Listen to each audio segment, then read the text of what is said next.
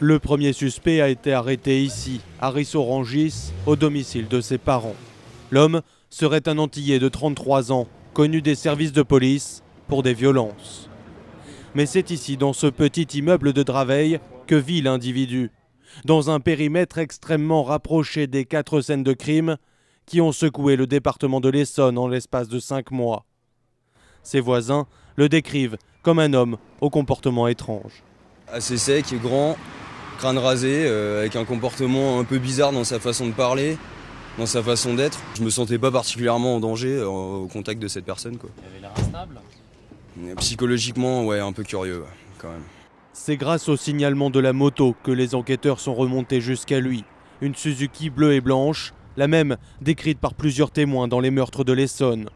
D'après nos informations, l'individu n'aurait pas de permis moto et l'engin serait au nom du deuxième suspect, celui interpellé à Paris.